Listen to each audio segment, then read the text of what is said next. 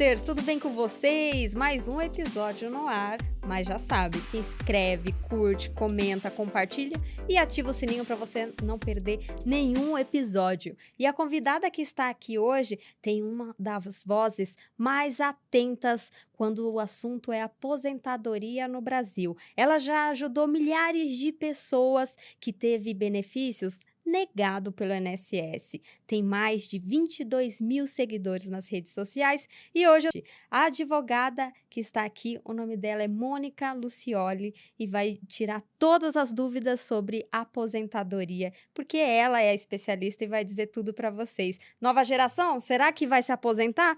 Creio que não. 30 a mais, que eu estou incluída? Acredito que também não. Mas quem vai poder dizer tudo isso é ela. Prazer em conhecê-la. Prazer todo meu. Como que você está? Tá nervosa? Bem, um pouquinho nervosa. Mas... Se sinta em casa, Obrigada. A casa do FalaCast. Obrigada. E eu quero saber como que foi, primeiramente, escolher essa área de direito, principalmente focado em INSS, né, Previdência, para nos dizer um pouco. Eu digo que a minha relação com o direito previdenciário é uma relação de ódio e amor, né? A gente sempre fala amor e ódio, a minha de ódio e amor. Porque eu odiava o direito previdenciário, é um assunto chato, é maçante, é matéria difícil. E aí eu fui fazer estágio na AGU, que é a Advocacia Geral da União, e lá eu trabalhava, né, com os procuradores defendendo o INSS. E aí acabou que lá dentro eu comecei a gostar, hoje me apaixonei e não troco por nada, foi a minha melhor escolha. E qual foi o caso mais marcante que você se envolveu no INSS? Teve alguns. O principal, um que eu achei bem marcante, foi de uma cliente minha que ela tinha o vírus da AIDS. E aí morava ela e a filha. Elas viviam com a renda da filha, de um salário mínimo. E para o INSS, para ela conseguir o BPC-LOAS, ela precisa comprovar uma renda de, no mínimo, até um quarto do salário mínimo. E aí tinha a renda da filha, o INSS negou. E a gente foi para a justiça e a gente conseguiu reverter. E hoje ela recebe o benefício, né, todo mês, e ela ainda recebeu um atrasado de mais de 60 mil reais. Nossa! E levou quanto tempo até, de fato, conseguir concluir o processo? Então, ela fez o pedido lá em 2022, né? Aí daí ela só me procurou em 2024. Demorou uns 6 meses para esse processo sair. Mas antes ela tentou sozinha e não conseguiu? Sozinha. Algumas vezes. Aí a gente recuperou desde o primeiro pedido que ela fez. E tem alguma crença errada que as pessoas têm sobre a aposentadoria? Que normalmente você escuta quando algum cliente vai até você? Você escuta mais falar sobre ele? Várias. Mas, assim, muitas. Mas a principal, que eu acho até interessante a gente comentar, né? Porque as pessoas não sabem, é que quem recebe uma pensão por morte, ela pode também receber uma aposentadoria. As pessoas acham que não pode acumular os dois benefícios, mas são benefícios acumuláveis. Né? E como que funciona normalmente quando a pessoa recebe esse de morte e consegue também a aposentadoria? Qual que é o processo ideal para ela entrar e conseguir esses benefícios? Daí ela só fazer o pedido mesmo lá no INSS e eles concedem, não precisa entrar na justiça, a não ser assim, se tiver algum erro do INSS quanto a isso, a gente precisa. Mas o próprio INSS já reconhece que é um benefício acumulável, está previsto em lei. E quem nunca contribuiu com a INSS, a gente sabe que tem muitos trabalhos informais hoje no Brasil, como, por exemplo, a diarista, que muitas vezes até escolhe não trabalhar registrada para receber um pouco a mais, mas nunca pagou os direitos, né, do INSS. Ela ainda pode se aposentar, assim como ela e outros trabalhadores? Sim, ela pode se aposentar. A gente sempre tem que olhar para o direito previdenciário, sempre tem um marco temporal, que foi 2019.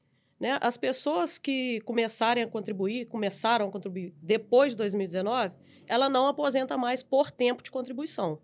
Porque tem a modalidade por tempo de contribuição e a modalidade por idade. E hoje a mulher, né, você falou o caso da diarista, a mulher se aposenta com 62 anos e ela tem que ter o mínimo de 15 anos de tempo de contribuição. Mas esse tempo de contribuição tem que ser 15 anos contínuo? Não precisa ser contínuo, não. Porque teve relatos que passaram até na internet que outras pessoas falando que para se aposentar tem que ser contínuo de 15 anos. Não. E aí a gente falou, então ninguém vai se aposentar. Porque... Não precisa ser contínuo, não. Vai somando os tempos. Trabalhei 3 anos, depois trabalhei mais 5 anos de carteira assinada. Comecei a contribuir como autônomo. Vai somando todos esses tempos e lá no final tem que dar o mínimo de 15 anos de tempo de contribuição. E se no final a pessoa ela trabalhou CLT, depois um pouco de forma rural e depois MEI, tem algum problema de juntar e pegar as provas existentes para mostrar para o INSS que mesmo que seja áreas diferentes, ainda há a possibilidade dela se aposentar? Sim, exatamente isso. Ela vai somar todas essas contribuições. Acontece muito, eu trabalhei na roça na época dos meus pais, né? O advogado que tem que fazer essa pergunta, né, para o cliente. Às vezes o cliente não sabe. E aí, assim, o cliente que tá assistindo a gente hoje, ele vai saber, né? Que se ele tiver... Aí, às vezes, o cliente fala assim, mas eu não tenho prova nenhuma, eu trabalhei sem carteira assinada, mano. Mas ele tem provas, porque na legislação existe um rol de provas que a gente pode utilizar. Por exemplo, a certidão de nascimento de um irmão mais velho, a DAP, né, que a gente chama, que é a Declaração Anual do Produtor Rural. Sim, são vários tipos de provas que dá para a gente utilizar. Isso é legal que você citou, porque, de fato, muitas pessoas que trabalham na roça são, dependendo da família, são famílias humildes, que não têm muita informação e não sabem que a certidão de nascimento de um irmão pode servir como também uma prova, né? Além disso, dessa certidão, o que poderia ser a mais de uma prova? Porque naquele tempo não tinha máquina fotográfica nem nada para registrar, e muitas vezes eles não registravam alguma venda, por exemplo, rural de algum produto. Não tinha nota fiscal nem nada. Como que eles, além dessa certidão, tem mais alguma prova que pode servir para ajudá-los? Tem o contrato, né? A pessoa, às vezes, fazia um contrato com o dono da terra, né? Para trabalhar lá naquela terra, né? Que é o comodado. Porque o INSS, ele não aceita prova meramente testemunhal. Tem que ter um início de prova material. Se tiver uma prova, por isso que sempre, assim, eu peço a certidão de nascimento. É a prova mais fácil do cliente conseguir, a certidão de nascimento do irmão mais velho. E aí, com essa prova, a gente pode chamar as testemunhas para colher a oitiva, né, e o juiz decidir. E nesse caso, o que pode ser negado, mesmo com todas as provas? O INSS sempre nega. Sempre nega. Assim, a aposentadoria rural pura, a pessoa tem que estar trabalhando na roça na data da entrada do requerimento.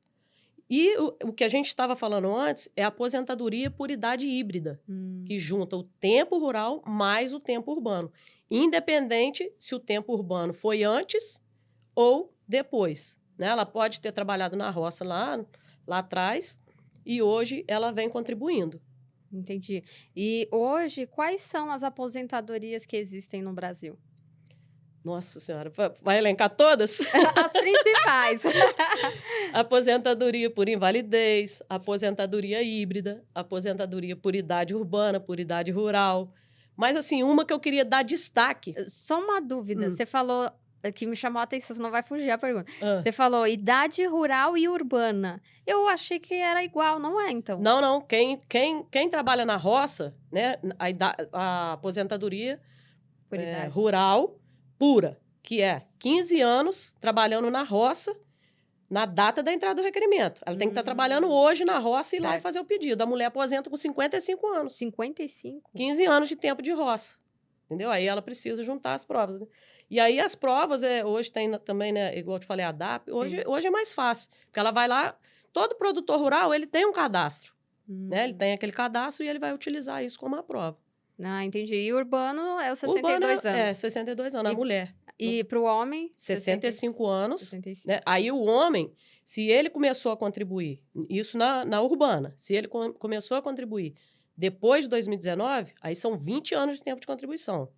Agora, o homem que vinha contribuindo antes de 2019, são 15 anos de contribuição, 65 anos de idade. Nossa. E a mulher, 15 anos, 62 anos de idade. Da roça, 15 anos de tempo rural, na data de entrada do requerimento, o homem 60 anos e a mulher 55.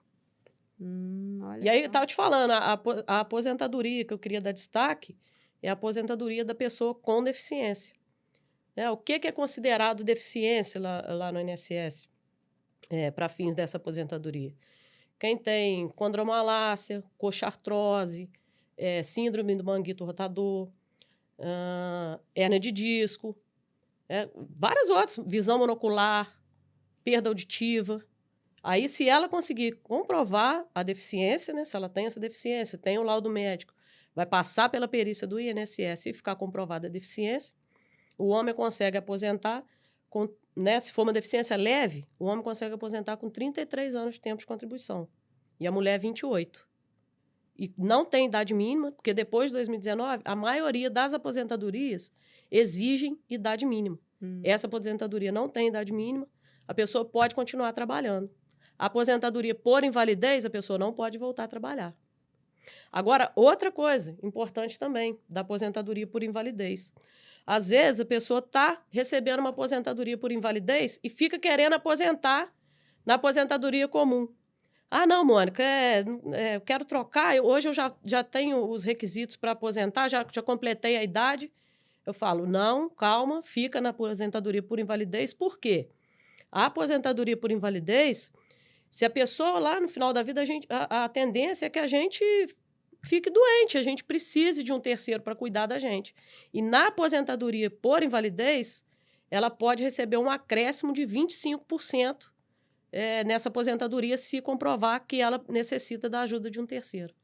Então, é melhor ficar quietinho na aposentadoria por invalidez. Mas nesse caso, quando a cliente procura você para fazer essa troca, é porque a aposentadoria, o valor do benefício é maior do que... ou não? Aí só fazendo cálculo. Só fazendo cálculo. Porque vários fatores entram no cálculo. Tempo de contribuição. E aí, todo o tempo que essa pessoa ficou, se ela quiser trocar, né? Ah, não vou ficar doente. Ela acha que não vai ficar doente no final da vida e quer porque quer trocar, né? E aí, quando a gente faz o cálculo, é levado em consideração, dentro do cálculo, o tempo de contribuição. Quanto mais tempo de contribuição a pessoa tem, maior é o valor final do cálculo. Agora, se a pessoa recebe no salário mínimo, não vai mudar nada. Então, melhor ela ficar quieta na aposentadoria por invalidez, entendeu? Porque depois ela pode fazer o acréscimo dos 25%. E só a aposentadoria por invalidez que tem o direito do acréscimo. Isso já foi discutido na justiça e já foi decidido que não, que é só para aposentadoria por invalidez. As outras aposentadorias, que os advogados questionaram, não, mas isso aí quebrava a isonomia, né? A igualdade. Por que a pessoa por invalidez tem o direito do 25% e a pessoa na aposentadoria comum que fica doente e precisa da ajuda do terceiro não pode, né? Mas aí já foi decidido que a legislação prevê que é somente na aposentadoria por invalidez. E quando a pessoa entra com o processo, começa a receber a aposentadoria por invalidez e de repente quer mudar, quanto tempo que tem que levar para fazer essa mudança? Não, na verdade ela não tem que fazer essa mudança, ela tem que preencher os requisitos para uma outra aposentadoria. Mas aí, quanto tempo que daria para ela fazer isso, né? Porque aí o advogado vai fazer, por exemplo, ela tem o requisito, mas por lei, quanto tempo que demora para que ela consiga de fato mudar, mesmo que ela tenha todos os requisitos? Não tem previsão legal para isso, não. Tá. Ela pode ir lá e pode fazer o pedido. Hoje eu completei... Quando eu aposentei por invalidez, eu tinha 55 anos. Hoje eu estou com 62 e eu já tenho mais de 15 anos de tempo de contribuição. Então, ela tem direito na outra aposentadoria. Ela vai lá, dá entrada. Com relação a esses 25%, também não tem um tempo médio. Por exemplo, a pessoa entrou, está 5 meses recebendo o auxílio, mas, de repente, começou a entender que ela precisa de um auxílio de uma pessoa ali para cuidar, e após 5 meses, deu a entrada para receber esses 25%. Por lei e pelo INSS, ela tem esse direito ou tem uma carência? De receber o retroativo? Os 25% se tiver uma pessoa cuidando dela. Não, ela tem o direito. Mesmo 5 meses recebendo a aposentadoria por invalidez. Tem o direito. Assim que ela já aposenta por invalidez, né? Vamos supor, se foi judicial, o advogado já tem que pedir. Né? Nas minhas petições, eu já peço a aposentadoria. A pessoa me procurou para um auxílio-doença. Eu peço a aposentadoria com adicional de 25%. Né? É a perícia que vai dizer se a pessoa precisa da ajuda do terceiro, né? Se é uma aposentadoria por invalidez ou se é o auxílio-doença. Sim. E a reforma da Previdência mudou muita coisa. E o que você considera mais importante que as pessoas precisam saber? Mais importante, eu já até comentei, que não existe mais a aposentadoria por tempo de contribuição. Agora as pessoas vão se aposentar somente por idade. para quem começou a contribuir depois de 2019. Quem já vinha contribuindo antes de 2019 ainda tem a aposentadoria por tempo de contribuição. Mas então, ou seja, a pessoa que não tem 15 anos, ou nem 10, ela vai conseguir se aposentar? Vai conseguir se aposentar. Espero que sim, né? Assim, a Previdência sempre tem esse burburinho. A Previdência vai quebrar, a Previdência entrou em colapso. Mas, assim, esse assunto já tem mais de 100 anos, né? A Previdência está aí. Mas você não acha que com a população brasileira cada dia mais envelhecendo, porque os tempos, querendo ou não, mudaram. Hoje não se faz filhos igual o tempo dos nossos avós, né? Que era 10, 15, 20 filhos. Hoje é menos, e com isso a consequência é a população envelhecer. E com essa situação, a gente acaba pedindo mais ajuda do governo, que é basicamente aposentadoria, ou situações de invalidez, ou doenças. E isso acaba também fazendo com que o governo tire mais dinheiro, né, do que ele já não tem, basicamente. Ou seja, se ele não tem, o que ele faz? Ele sobe o imposto. Quem paga somos nós. Então, você não acha que a geração que vem aí, ou que já está, né, a nova geração, será que mesmo não contribuindo 15 anos, que como forma a lei, né, de 2019, elas de fato vão conseguir se aposentar? Se o governo hoje já não tem dinheiro nem para aposentar aqueles que precisam. Na sua opinião, estão acontecendo as aposentadorias, né? Hoje, assim, as reformas são necessárias, né, Fabi? Sempre tem a reforma da Previdência, isso aí. Mas hoje não tem nenhuma proposta, não tem nenhum projeto de lei em andamento, mas que vai acontecer uma reforma, isso é inevitável. Né? E aí o governo, né, com os especialistas em contabilidade lá, em finanças, eles vão... Tem que ajustar isso, né? E já vem, igual eu te falei, já vem há 100 anos assim, né? Sim. E na sua opinião, qual seria a solução para isso? Para a nova geração, de fato, conseguir ter a sua própria renda? Porque, imagina, a pessoa vai ficar mais velha e às vezes não vai conseguir, por exemplo, esse benefício do governo. Na sua opinião, o que você aconselharia? Eu aconselharia, assim... Para essa nova geração. Vou dar um conselho para as pessoas de baixa renda, né? Que tem o seu próprio negócio, faz um MEI, né? Vai lá, paga o MEI, porque o MEI, se a gente for fazer uma conta, né, rápida, se ela pagar 15 anos de MEI, o MEI é R$ 76,90, se eu não me engano. Se ela pagar 15 anos, ela vai pagar aí 13 mil e pouco. Em 9 meses, quando ela aposentar, em 9 meses ela recupera o que ela investiu no INSS. E a expectativa, vamos supor, se for uma mulher, a expectativa de vida do brasileiro hoje, da brasileira, é 79 anos, 79,5 por aí. Vamos supor, se ela viver 72 anos, ela vai receber muito mais de 100 mil da Previdência. Então, assim, isso é um planejamento, né? A pessoa vai lá, paga R$ 76,90 todo mês, ela vai investir no INSS 13 mil, e se ela viver até os 70 e poucos anos, ela vai ter um retorno de mais de 100 mil reais. Então, vale a pena. Fora que ela ainda fica protegida. Se ela ficar doente, ela deixa uma pensão por morte. O MEI, ele tem todos os direitos que quem contribui, né, de forma autônoma, de quem é um CLT, ele tem todos os mesmos direitos. Ele só não tem direito à aposentadoria por tempo de contribuição. Mas todas as outras ele tem direito. Mas o ideal, então, é a pessoa começar a pagar o MEI a partir de quantos anos? Uns 28, 30? No máximo, assim, 30? Uma mulher, vamos botar hoje, uma mulher com 45 anos, é interessante ela começar a pagar o MEI, entendeu? Mas, assim, isso tudo, Fabi, tem que ser muito bem pensado, porque uma pessoa que ela ganha mais, aí ela tem que ter cuidado, ela não pode fazer um MEI, que aí o que ela ganha, se ela declara lá no imposto de renda que ela ganha 7 mil, como é que ela vai estar pagando, né? Aí o governo faz o cruzamento de dados. Então, assim, é mais interessante procurar um profissional e falar, melhor se fazer é você contribuir na alíquota de 11%, ou contribuir, né, na alíquota de 20%, uma pessoa que já vinha contribuindo há muito tempo. Porque quem vai começar a contribuir agora, contribuir na alíquota de 20% e está jogando dinheiro fora. Entendeu? Mas, assim, Não sai contribuindo de qualquer jeito, não. Assim, deu uma dica, assim, mas assim, a gente tem que ter cuidado, porque as pessoas, né, pensam, vou lá, vou contribuir com o MEI. Mas tudo isso aí tem que ser olhado. Mas uma pessoa que é de baixa renda, faz ali seu corre, ele vende um doce na rua, vende um marmitex, não tem alta lucratividade, vale a pena ela pagar o MEI, sim. Faz sentido. E quais são os principais erros das pessoas que cometem ao pedir a aposentadoria sozinhos? O principal erro é ela acreditar no simulador do INSS, quem está pedindo uma aposentadoria. Porque o simulador, ele não confere a verdade. De 100 aposentadorias que eu pego para fazer, 100 tem erro. Porque lá no INSS, né, tem o CNIS, que é o Cadastro Nacional de Informações Sociais, e lá dentro fica toda a sua vida pregressa contributiva. Toda não, né? Porque o INSS erra, aquilo lá é uma máquina, né? E aí, às vezes, a pessoa trabalhou, está lá na carteira de trabalho dela, mas o patrão não fez as contribuições, né? Às vezes, a pessoa contribuiu com aquele carnezinho laranja, não é do seu tempo, não. Contribuiu com o carnezinho laranja e não está no CNIS.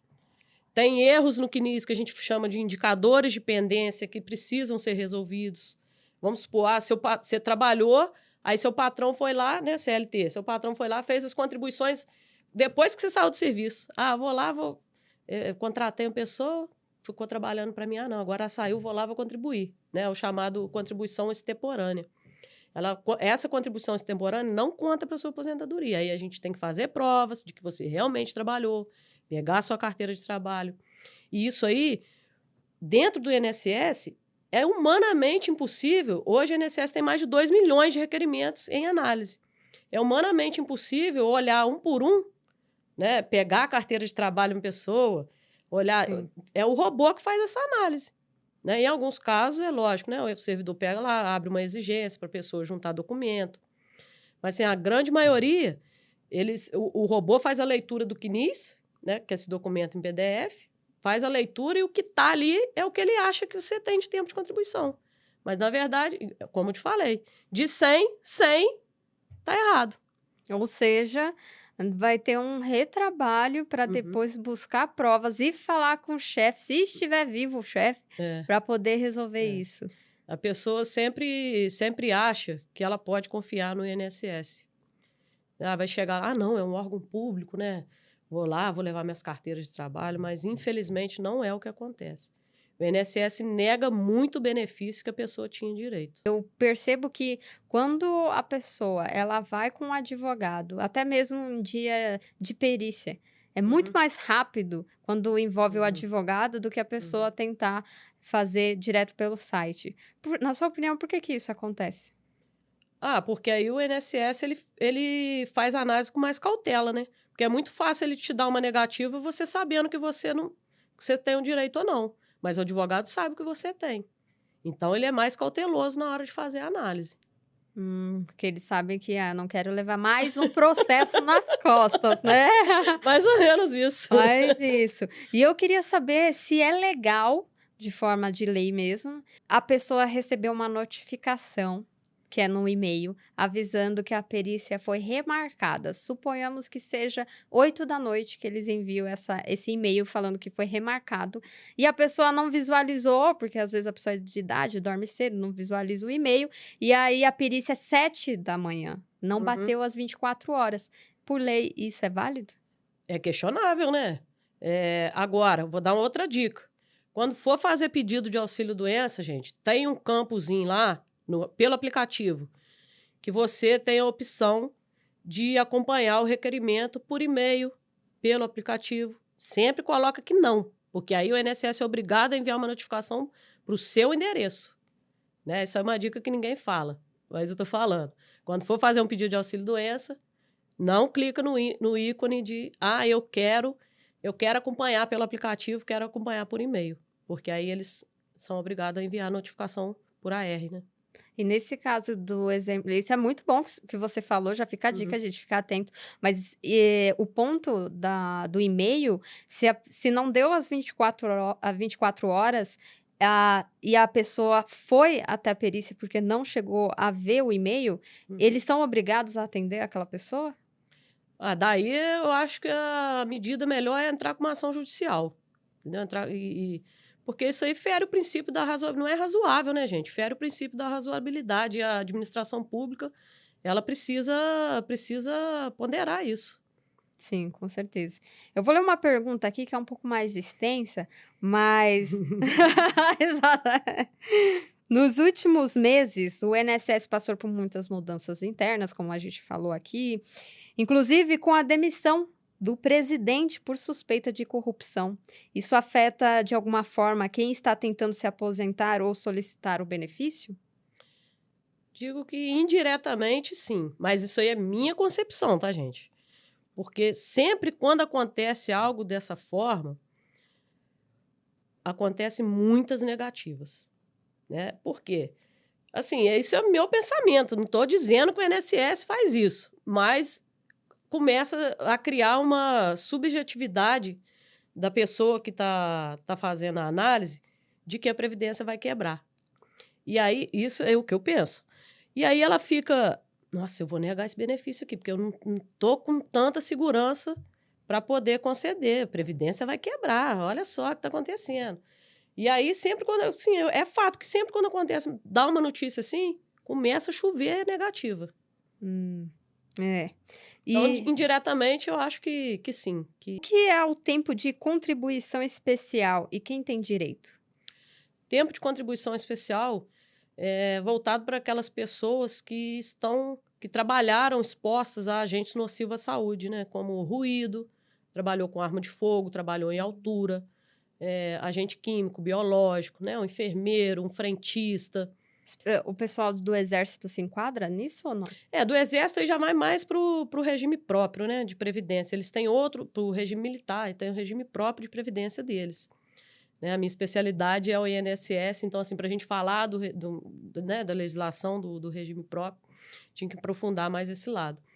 Mas aí, igual, quem trabalha como vigilante, né, ele tem um direito. Aí tem até uma discussão, o INSS fala que o vigilante que não trabalha armado, ele não tem direito ao tempo especial. Mas eu acredito que quem trabalha desarmado, ele está mais propício ao risco do que quem trabalha armado. Mas aí a justiça, essa causa tá em decisão ainda na justiça, né? Está em trâmite ainda. Está lá no STJ para eles decidirem se o vigilante ele tem direito ao tempo especial. E aí os processos estão todos suspensos no caso do vigilante. E esse tempo especial a gente tem que olhar sempre para 2019 também. Porque existem 2 tipos de aposentadorias para as pessoas que trabalharam expostas a agente nocivo, que é a aposentadoria especial pura, que são 25 anos trabalhando exposto àquele agente químico, ao ruído, por exemplo, né? Trabalhou exposto ao ruído. Se ela ficar 25 anos trabalhou exposto àquele agente, ela consegue a aposentadoria especial pura. E ainda tem a aposentadoria por tempo de contribuição, com conversão do tempo especial em comum. Por exemplo, eu sou frentista e trabalhei de 2015 até 2019 exposto ao benzeno. E trabalhei antes vendendo calçado. Vendendo calçado, ela não está exposta a agente nocivo. Então, ela vai pegar aquele tempo ali, trabalhei 10 anos vendendo calçados. E trabalhei 5 anos exposto a agente. Esses 5 anos, em comum, converte em especial, multiplica por 1,4. Ou seja, vai aumentar esse tempo dela aí de 5 anos e vai somar com outro tempo para aposentar na aposentadoria por tempo de contribuição. Mas por que, normalmente, esse que é especial, na minha cabeça especial tem que ser especial, mas parece que não é especial. Porque leva mais tempo do que uma aposentadoria comum de, por exemplo, de idade nesse caso, né? 62, não, 15 anos de contribuição? Não, tem que ter 15 anos de tempo de contribuição. Mas aí, se ela tiver 25 anos, ela aposenta antes de completar a idade. Tá. Entendeu? Porque ela tem que sair da atividade que é nociva.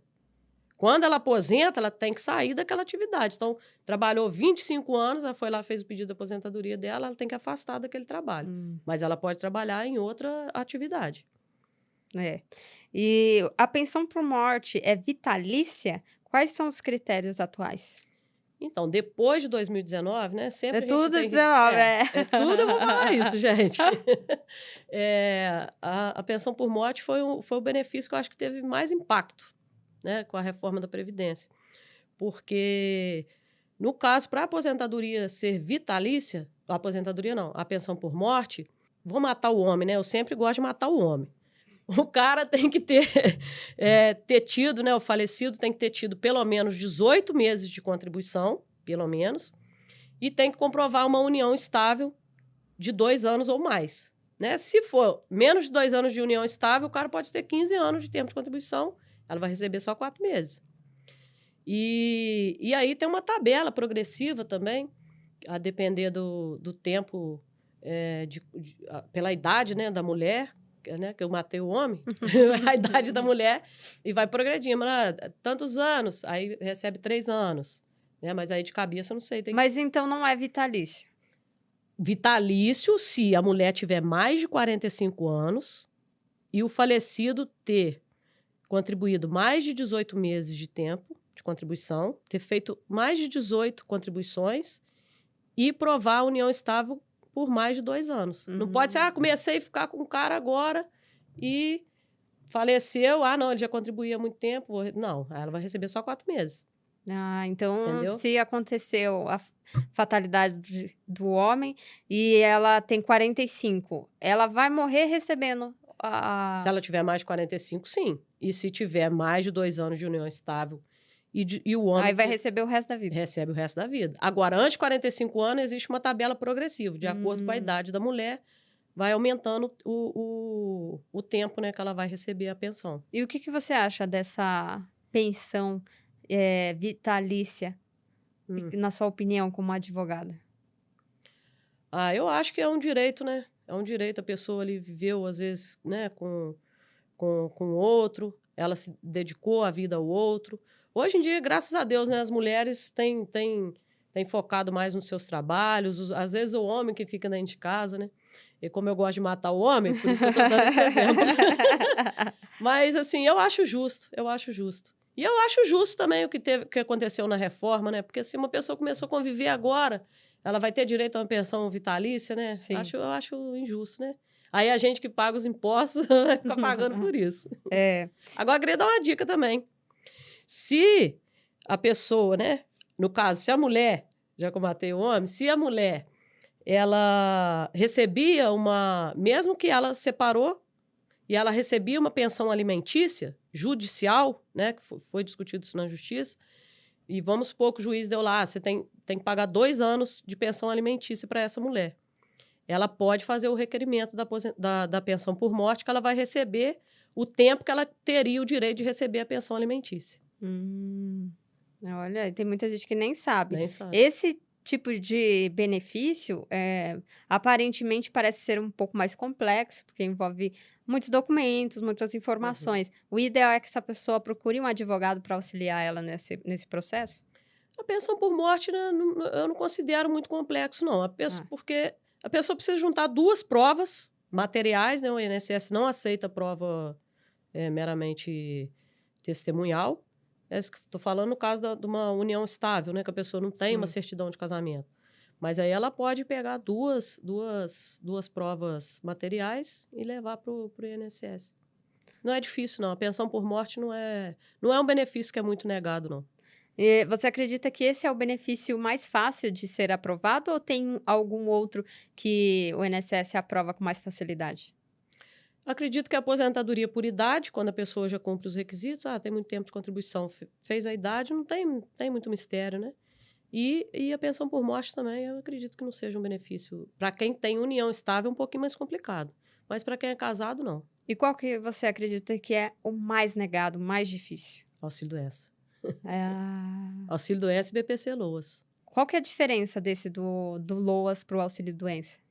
O BPC-LOAS, na verdade, ele é um benefício de caráter assistencial. Ele não é previdenciário, então ele não depende de contribuição. Isso é para assistir aquelas pessoas que estão em condições de miserabilidade. E aí, no caso porque existem 2 tipos de BPC-LOAS. O BPC-LOAS idoso, que é para quem tem mais de 65 anos e vive em condições de miserabilidade, e o BPC da pessoa com deficiência, né? BPC deficiente, que ela precisa comprovar a deficiência e o critério da miserabilidade. E o auxílio-doença não, é para aquelas pessoas que contribuíram, né? Ou que está no período de graça, ou que vem contribuindo, ou um CLT. Aí vai para o auxílio-doença. E existe algum prazo para dar de entrada no auxílio-doença? E como ela pode comprovar que é incapaz para o trabalho?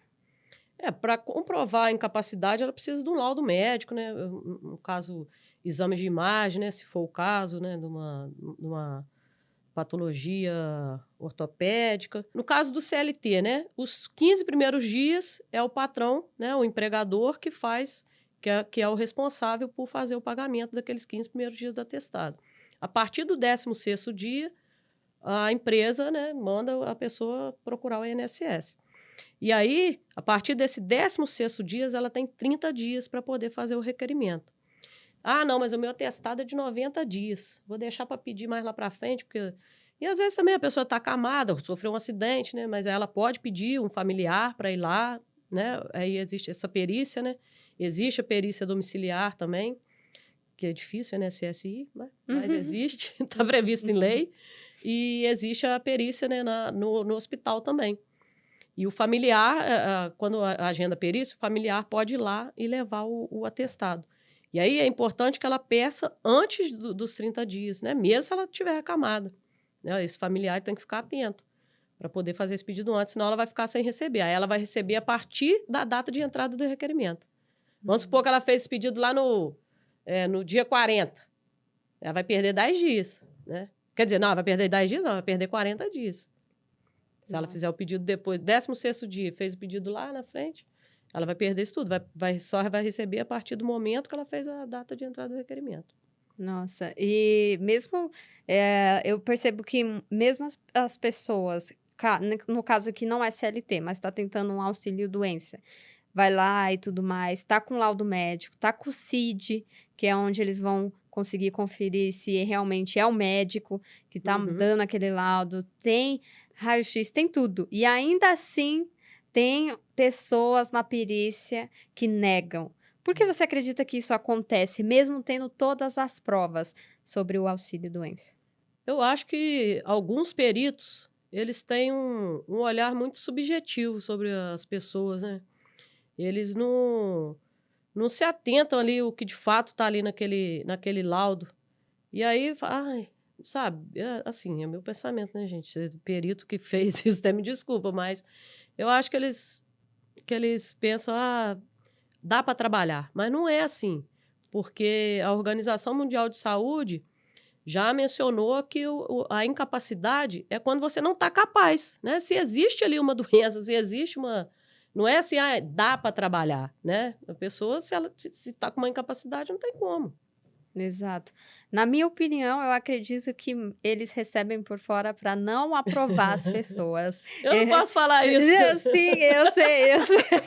Mas eu falo assim, mesmo porque... muita gente fala isso. Muita gente fala com isso. certeza. E se algum órgão quiser vir atrás de mim porque eu falei isso, pode vir. Eu tenho provas. Então, eu tenho uma advogada do meu lado aqui, então tudo bem. Aí a advogada, meu Deus, silêncio.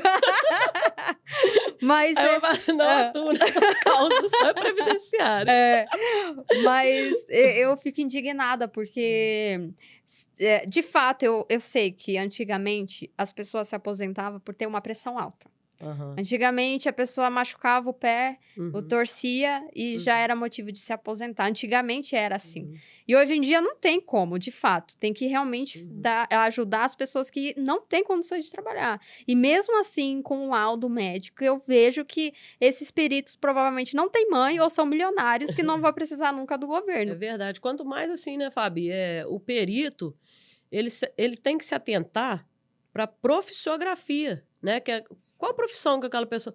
Às vezes é uma faxineira, né? Pô, a mulher tem que abaixar para varrer debaixo da cama, vai pendurar a roupa no varal, precisa levantar. Aí a pessoa está com a síndrome do manguito e o perito está negando, a gente tem que entrar com uma ação judicial, né? Aí o perito judicial sobrepõe ao perito do INSS, né? Então, a decisão judicial, ela vai... Aí a gente consegue reverter.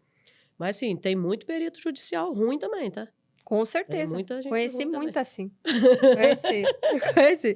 E, gente, fica esperta. A dica que eu vou dar aí pra vocês. Se vocês estão passando por algum momento com pai, mãe, vó, se o perito sair da sala, pode ter certeza que eles estão fazendo um teste com você pra ouvir se vocês estão combinando alguma coisa, pra ver se realmente é real. E muitas vezes mesmo, lógico, mostrando que você...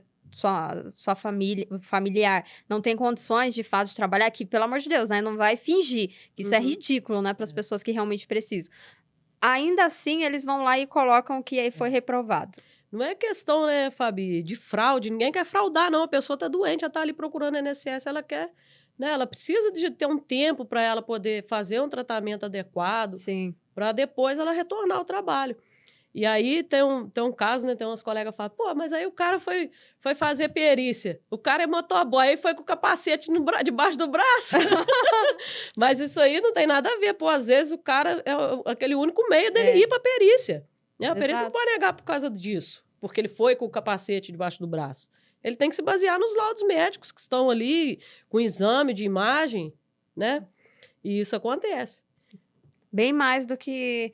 Aí, quando assim, sempre quando eu tenho um cliente de auxílio-doença, eu faço uma instrução pericial antes, né?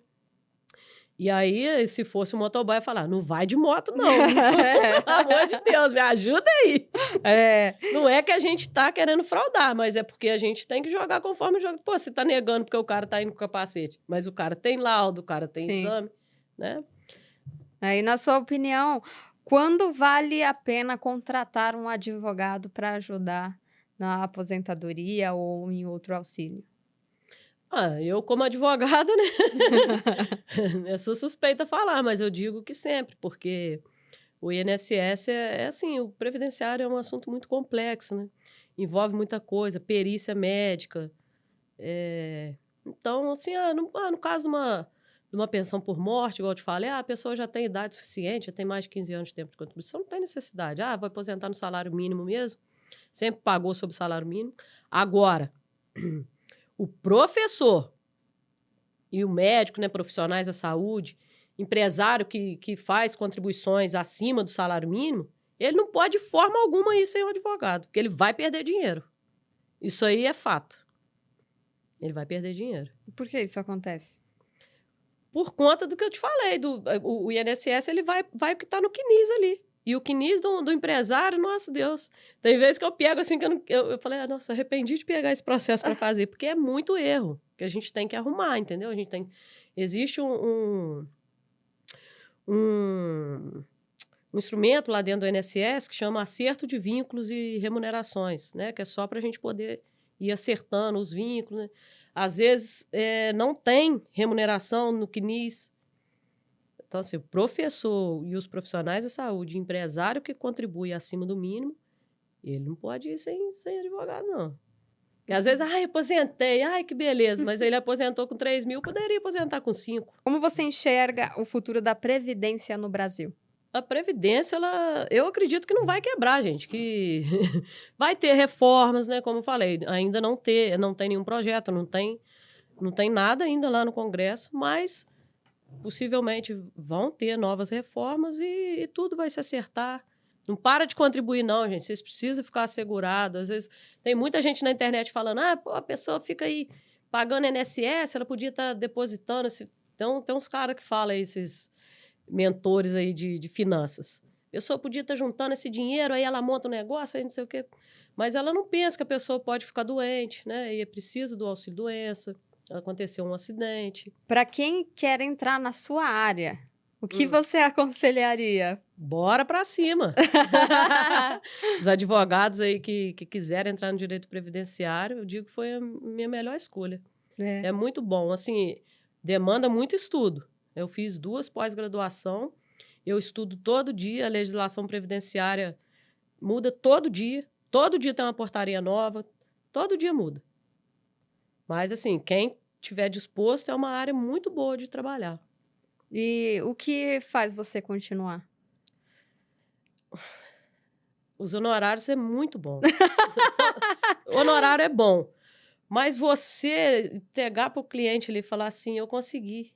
Sabe? Aí eu até mando para mensagem para ele, assim, eu consegui seu benefício, a gente conseguiu e tal. Você passou na perícia, sabe? Isso não tem preço, Fábio, isso não tem preço. E a cliente vai te manda um áudio, chorando. Muito obrigada, Mônica, e tal. Isso não tem preço, não. Eu comecei a fazer comecei uma pós-graduação em direito tributário, né? Querendo ajudar empresários a economizar imposto e tal. E aí eu falei, não, eu preciso de um propósito na vida. E o meu propósito foi esse.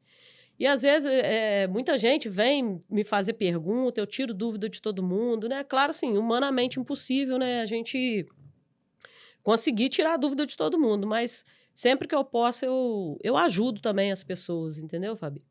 Porque eu gosto do direito previdenciário, eu falo do direito previdenciário, assim, porque hoje, né, era um ódio e hoje é um amor. Olha! E tem algo, pra gente finalizar, você tem alguma frase que normalmente você sempre utiliza pra você mesmo? Ou que você fala pra algum cliente que tá passando por um momento difícil? Vai dar tudo certo. De um jeito ou de outro, vai dar. Vai dar. Maravilha. Eu quero agradecer a oportunidade de Obrigada. você vir aqui esclarecer um pouco sobre essas dúvidas do INSS que muitas pessoas têm, né? Às vezes não sabe, muitas vezes, o direito dela, né? Que é o direito de qualquer pessoa que já trabalhou, que contribuiu e que está nessa fase, ou que tem dúvida do MEI, que você mesmo disse, para começar, que é uma iniciativa muito boa. E eu quero agradecer novamente. Muito obrigada. Obrigada a você. E foi incrível conhecer um pouco da sua trajetória. Obrigadão, Fabi. Obrigada, pessoal.